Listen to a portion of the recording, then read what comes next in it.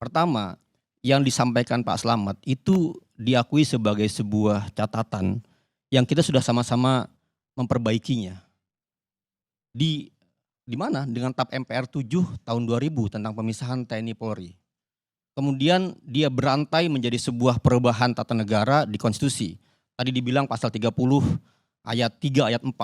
Jelas sekali apa itu fungsi TNI, apa itu fungsi Polri. Fungsi TNI strict sekali di sana dijelaskan bahwa mempertahankan, melindungi, melihara keutuhan dan kedaulatan.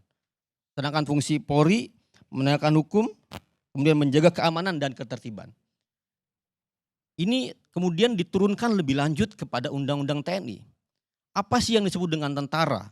Kalau kita baca secara konsisten ya, dari mulai pasal 1 dalam bentuk definisi. Misalnya di pasal ayat angka 21, tentara adalah warga negara yang persiapan untuk tugas-tugas pertahanan negara. Menghadapi apa? Ancaman militer maupun ancaman bersenjata. Diturunkan lagi di pasal 2 jati diri misalnya, di ayat 3 tentang apa itu tentara profesional. Di ayat 3-nya, di ayat 4-nya, di ayat 5-nya, konsistensi ini menempatkan tentara yang kita apresiasi selama ini, Pak Kristome, dalam kedudukan yang tepat sebagai lembaga, sebagai kesatuan yang banyak melakukan reformasi dan menghormati supremasi sipil, menghormati supremasi hukum. Itu apresiasi selama 20 tahun yang berkembang, dibantu, didorong oleh masyarakat sipil pada tempatnya. Jadi kenapa kita ke arah sana? Karena diakui peran-peran yang dibilang oleh kita hadir di wilayah-wilayah sipil itu berdampak pada tidak berkembangnya sistem demokrasi. Dan sekarang demokrasi menurut saya sangat terancam kembali dengan hadirnya militer di ruang-ruang yang kita bilang ini adalah wilayah sipil.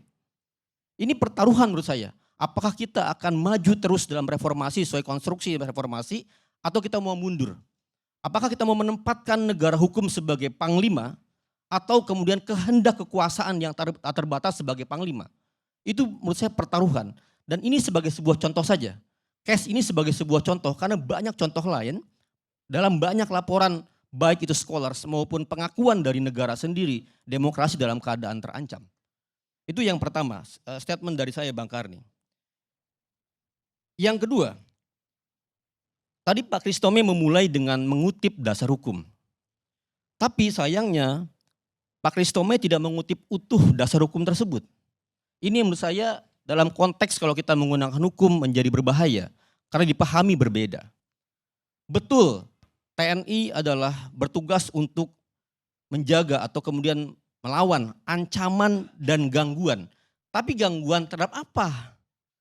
Bukan gangguan semata-mata gangguan, kalau gangguan hanya gangguan dan ancaman dia bisa sangat luas. Undang-Undang TNI pasal 7 ayat 1 jelas definisinya di mana? Terhadap keutuhan bangsa dan negara. Dan di penjelasan pasal 7 ayat 1 di undang-undang yang terbaru 2025 ini jelas 1 sampai 8 tafsirnya jelas. Apa ancaman dan gangguannya? Invasi, kekuatan bersenjata, bombardemen, nyata lainnya, blokade pelabuhan pantai, serangan bersenjata negara lain, keberadaan unsur kekuatan asing dalam wilayah, tindakan suatu negara yang mengizinkan penggunaan wilayah untuk agresi, pengiriman kelompok bersenjata, ancaman lain yang oleh Presiden ditetapkan. Jadi jelas definisi ancaman yang harus dilakukan oleh TNI, kriteria, indikator yang jelas. Tidak boleh kita melebar kemana-mana. Itulah yang disebut dengan supremasi hukum. Bahwa hukum sedemikian rupa memberikan batasan yang jelas sehingga orang tidak bisa berbuat semena-mena. Kalau itu bukan restat namanya, mastat. Karena diatur oleh kekuasaan. Tafsir semena-mena dengan kehendak kekuasaan.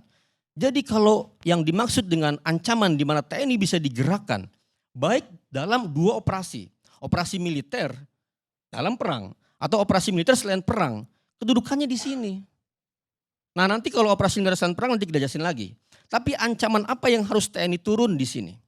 Itu tadi koreksi terhadap kutipan yang pertama. Kutipan yang kedua, ketika mengutip kepada bantuan pemerintahan daerah. Mari kita buka batasannya tuh situasinya dalam keadaan apa. Sehingga dia disebut bantuan pemerintahan daerah. Saya bertanya, dalam semua undang-undang, apakah kejaksaan masuk dalam definisi pemerintahan daerah? No, berbeda sama sekali. Kejaksaan secara undang-undang, secara struktur, secara posisi negara bukan pemerintahan daerah. Dia bukan gubernur, dia bukan bupati, dia bukan camat. Beda semua definisinya. Undang-undang Pemda ada definisi undang-undang pemerintahan daerah. Jadi keliru besar mendefinisikan kejaksaan atau kejaksaan tinggi, kejaksaan negeri dalam definisi pemerintahan daerah. Ini bahaya, menafsirkan seperti itu bahaya sekali. Dan kalaupun ya andai kata pemerintahan daerah ini seperti MOU yang lain. Ada banyak MOU dengan pemerintahan daerah seperti Jawa Barat misalnya. Kapan operasi militer selain perang bisa digerakkan? Kita bisa lihat di pasal 7 ayat 3 di angka 9. Yang dimaksud dengan membantu tugas pemerintahan daerah adalah membantu pelaksanaan fungsi pemerintah dalam situasi dan kondisi yang memerlukan sarana, alat, dan kemampuan TNI untuk menyelesaikan masalah yang dihadapi. Apa? Bencana alam. Jadi kalau pertanyaannya bencana alam kami turun, ya memang seperti itu. Ada mandat di undang-undang. Merehabilitasi infrastruktur, dia rusak jalannya, butuh bantuan ZENI. Konstruksi, ya memang perlu. Bailey dibangun untuk membangun jembatan yang rusak. Memang TNI diperlukan karena konstruksinya cepat. Dia biasa bertempur di medan perang yang gak ada jalan yang mulus, Bailey sangat cepat diperlukan. Apalagi kalau misalnya dalam keadaan kapal jatuh ya, seringkali langsung Basarnas minta bantuan TNI AL memang diperlukan. Karena penyelam marinir ya paling jago di dunia kira-kira gitu. Apalagi serta mengatasi masalah akibat pemogokan dan konflik komunal. Tidak ada kebutuhan kejaksaan jaga pengamanan dalam kategori pemerintahan daerah. Jadi hati-hati menurut saya ini perlu dikoreksi ketika menggunakan dasar undang-undang. Yang ketiga, saat bencana gimana? Selama ini TNI banyak. Contohnya saat COVID. Yes, COVID kami mendukung. Kenapa? Karena COVID Presiden sudah declare. Ada Kepres menggunakan undang-undang darurat kesehatan masyarakat. Dinyatakan darurat. Ketika darurat di pasal-pasal undang-undang kesehatan masyarakat disebutkan bisa mengerahkan pasukan sedemikian rupa. Diistimewakan semuanya, kondisinya darurat. Nah pertanyaannya, apakah ada declare sekarang? Seperti pasal 12 Undang-Undang Dasar 45. Ketika Pak Slamet bilang ini kondisinya genting. Apakah ada declare pernyataan berbahaya, keadaan darurat dari Presiden? Harus declare dulu dong. Pasal 12 Undang-Undang Dasar bilang seperti itu. Kalau declare, pernah kami uji. Ketika Polda Papua 2019 melakukan blokir internet di Papua. Alasannya darurat, alasannya genting. Kami uji ke PT UN. Apa yang dibilang oleh PT UN? PT UN bilang tidak pernah ada declare darurat seperti di undang-undang darurat. Sehingga penetapan blokir internet di Papua melanggar hukum. Ini sebuah situasi menurut saya, kegentingan urgensi darurat seperti apa yang kita membutuhkan. Soal Pak Doni, Pak Christomey, mohon maaf ya, kami YLBI termasuk yang mengkritisi Pak Doni. Walaupun kami dekat dengan Pak Doni, kami membantu beliau saat di BNPB, masukan saat COVID, kami mengkritisi. Kenapa? Dan sekarang diakui oleh Komisi 1. Kenapa? Karena ada perubahan pasal-pasal di Undang-Undang TNI yang membatasi 10 ditambah di BNPB dengan hanya perpres. Itu diakui oleh Komisi 1, itu kekeliruan. Makanya di Undang TNI yang baru menambahkan BNPB. Itu kan sebuah kejadian yang udah jalan, ya udah sekarang udah berlaku, undang-undang melegalkan. Tapi tidak kemudian yang lama itu legal gitu. Tetap kami berpandangan itu sebuah kekeliruan. Waktu Pak Doni ditunjuk oleh Pak Jokowi sebagai kepala BNPB dan dalam masa aktif. Berbeda atau menyimpangi tradisi yang sebelumnya. Sebelum-sebelumnya zaman Pak SBY semuanya sudah pensiun. Nah ini yang keliru menurut kami kepada Pak Jokowi, kami koreksi waktu itu gitu. Dan pertanyaan berikutnya, apakah boleh TNI ditempatkan di kejaksaan? Ya, pasal 47 menempatkan boleh. Tapi pada apa bolehnya? Pasal 47 ayat 1 di penjelasan, jabatan yang boleh diduduki oleh TNI berdasar pemerintahan Jaksa Agung adalah Jampidmil. Hanya Jampidmil. Lex strict, lex serta, legalitas hanya Jampidmil. Tidak memungkinkan ada satuan pengamanan jaga pintu di depan oleh TNI. Kecuali boleh TNI direkrut oleh kejaksaan boleh. Pasal 47 boleh memungkinkan, tapi bagaimana caranya? Pensiun. Anda pensiun dini, Anda melamar dan direkrut menjadi kesatuan di kejaksaan boleh. Artinya apa? Orang ini, anggota ini sudah selesai di TNI, sehingga dia menjadi bagian kejaksaan. Itu banyak banget gitu. Itu banyak banget. Itu catatan yang berikutnya. Yang saya ingin refleksi. Ini ada Bang Samad di sini. Kami menyadari Bang Karni sebagai lembaga yang fokus membantu KPK Bang Samad sejak lama, kami masih ingat. 2012 KPK dikepung. Sama, dikepung oleh pasukan bersenjata. Dan kemudian mencoba untuk berpikir, apakah kami perlu merekrut TNI? Berefleksi Bang. Dan KPK waktu itu tidak menggunakan. Betul menggunakan tapi diam-diam lah. Tidak berlanjut menjadi TNI jagain di depan KPK.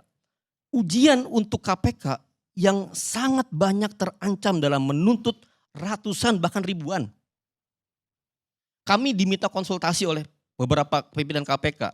Ini ada penyidik nih, penyidik KPK mau nangkep ini, ditangkap duluan. Mau nangkep, dioperasi, ditangkap duluan. Semalaman ditahan, bahkan dites urin.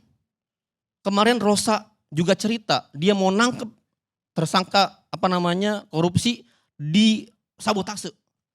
Itu ada, KPK ceritanya panjang sekali tentang bagaimana hukum mau ditegakkan, korupsi mau diberantas, disabotase. Tapi apakah solusinya mendatangkan TNI? Tidak. Betul, teman-teman penyidik KPK dilatih di BAIS. Dilatih oleh para orang-orang militer, iya saya tahu itu. Tapi hanya dilatih.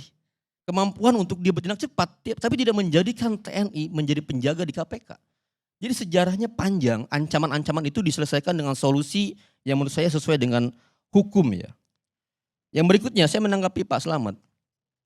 Saya agak berbahaya, ngeri-ngeri sedap mendengar Pak Slamet ini. Ketika dia bilang, ya presiden sebagai atasan tertinggi, seluruh matra ya, angkatan di di TNI dan bisa menggerakkan. Iya, tetapi presiden saya ingatkan, dia di pasal 9 Undang-Undang Dasar 45 diambil sumpah. Presiden tidak semata-mata karena kekuasaannya bisa menggerakkan. Sumpahnya apa? Untuk memegang teguh Undang-Undang Dasar 45. Untuk menjalankan sepenuh-penuhnya seluruh-seluruhnya undang-undang.